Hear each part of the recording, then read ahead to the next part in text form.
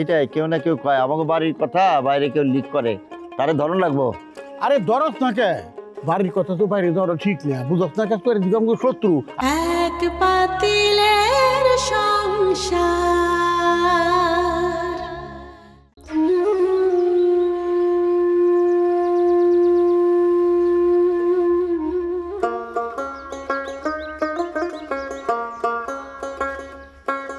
কি কাকা এনে বসে রয়েছেন কে?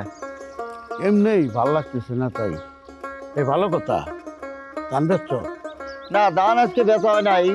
হারান রে কইছিলাম যে বাড়ির থেকে এসে ধান নিয়ে যাব, পরে আমার ফোন করে কয় নিব না, কিসের জন্য? ওর টাকা নাই। আরে ওই হারানের কাছে গেছিলি কে? জানোস তো হারাম দেখলে মিথ্যা কথা কয়, সত্যি কথা কয় কোনো সময়? না ওইসি কি চাচা, ওই গেছিলাম কিসের জন্যে, গোলাপ থেকে এসে নিয়ে যাবো। আর ট্রাক ভাড়া করে যদি আনি তাহলে ট্রাক ভাড়াটা লাগবে না এক্সট্রা, এই জন্য ওরে নিয়ে আসতে বলছিল। পরে কয় কি আমার কাছে টাকা নাই, নিব না। আরে দূর, এই বুঝটা আগে বুঝবি না, ওরা বিশ্বাস করলো কিসের জন্য? আরে বুঝছি কাকা, হয়েছে কি এমন তো না যে আমাকে বাড়িতে অভাব অভিযোগ চলতেছে ধান বেশি চলা লাগবে, এমন তো না। একটু ধীরে সুস্থ বেশি, দামও তো একটু বেশি পাওয়া যাবে, তাই না? কালকে দেখা গেলো দাম বেশি হলো। কতটা মন্দ কষ্ট নাই, আসতে কত গেছে? হারানের সাথে মিটাইছিলাম 1400 টাকা মন। আচ্ছা ঠিক আছে যা। আচ্ছা ওই যাইতেছি, কিন্তু কামালের বউ নাকি বাড়ি থেকে চলে গেছে। হ্যাঁ, তাই এই খবর তুই কই পেলি? কেরা কইছে তোরে? আরে সগির চাচা সে তো কয়ে বেড়াইতেছে, সেই ঘটনার সগির চাচা জানলো কেমনি? আরে বাড়ির থেকে কেউ না কেউ কয়, তাহলে তো জানার কথা না? এটাই কেউ না কেউ কয় আমাকে বাড়ির কথা বাইরে কেউ লিক করে, তারে ধরন লাগবো। আরে ধরস না কে, বাড়ির কথা তো বাইরে ধরো ঠিক না, বুঝস না কাজ করে দিকে আমাকে শত্রু, আমাকে ভালো তো কেউ চায় না। আমার মনে হয় কি মিস মাহেলা কয়।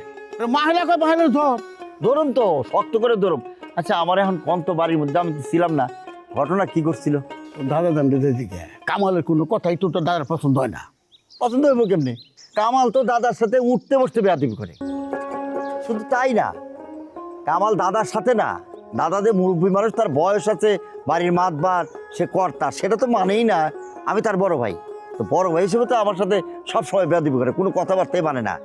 আসলে শিক্ষিত তো, উচ্চ শিক্ষিত হলে দেমাগি আর বেয়াদব হয়। এই হলো তার প্রমাণ, কামাল হলো তার প্রমাণ, বুঝছেন? দেখ, পরে তুই তো শিক্ষিতা করছিলাম দেখে ভালোটা চাকরি করে খাইতেছে, তোর মতো কামলা দিয়ে খাইতেছে না। এই তো চাচা এ বেলাইনে কথা বলেন, আপনি নিজের কথাবার্তা তো ভালো না, এই জন্য কামাল আপনি ভালো কিছু শিখাইতে পারেন নাই। হ্যাঁ কি করলি তুই? আমি কামালে শিখাইতে পারি যাই মানে? কি করছ তুই? শিক্ষা দিলে তো কামাল এরকম হওয়ার কথা না কাকা। যাই হোক, আপনি যে কি একটা বেফাস কথা বললেন, এ কথাটাই ঠিক বললেন। আমি কামলা খাটি বাড়ির? আমি কামলা খাটি না, কামলা খাটাই, সব কিছু দেখাশোনা করি। এই যে এত জমি জমা, এত সয় সম্পত্তি, সব কিছু আমি নিজে দেখাশোনা করি। আমি যদি দেখাশোনা না করতাম, দাদার এত সম্পত্তি, এই যে আপনারা সবাই মিলে বসে বসে খান, বাড়িতে খাওয়া দাওয়া হইতো, ধান চাল আসতো, সব তো অনাবাদি হইতো জমি।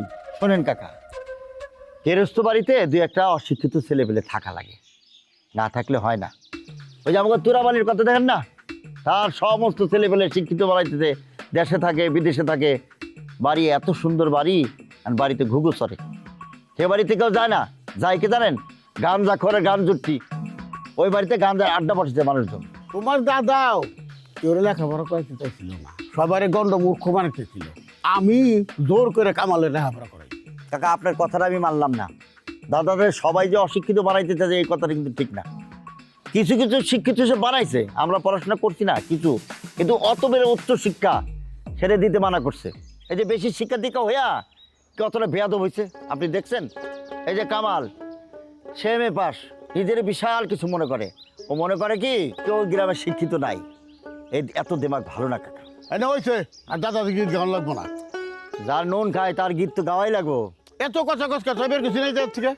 আচ্ছা যাইতে কাকা, এই যে আমার সাথে যে মেজাজটা দেখালেন, এই মেজাজটা যে জায়গা মতো দেখাতেন খুব ভালোই তো, গেলাম।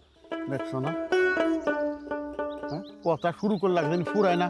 ধান বেশিস কইলাম। আচ্ছা আব্বা ধান বেচার কইছে, বাড়ি ঘরে খোঁজ খবর বলে রাখি না।